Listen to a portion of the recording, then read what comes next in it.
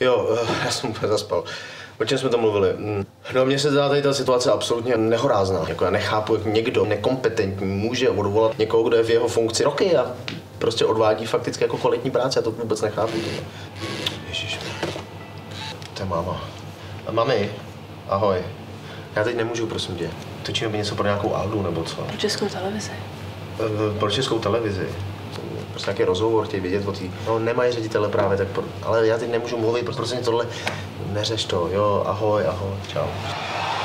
Au, jsem dostal ránu. Já jsem prostě, já se nemám rozčilovat před představením, jo, ale když se mě zeptal na tuhle otázku, tak já vám rád odpovím. Já jsem nervózní, jsem prostě normálně nervózní. To, co dennodenně slyším, je prostě podceňování naší práce. Tomuhle se přece nemůže říkat prostě profesionalita. To je ještě takhle. Ta situace je fakticky krizová. Podívejte se, kdyby se tohle stalo v našem divadle. Já bych prostě dal výpověď. Já se nemám rozčilovat, já mám za chvilku představení a stíháme. O čem jsem mluvil? O autě.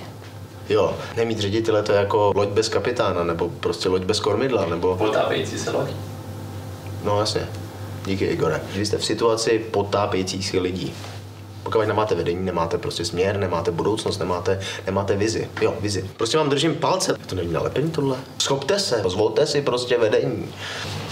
Přijďte 1.9. od 8 hodin večer do divadla a zvolte si svého ředitele. No, to je dobrý. Zkus nějaký jiný hořešek, prosím. Ne. No, tohle prostě úplně. Au, jo, počkej.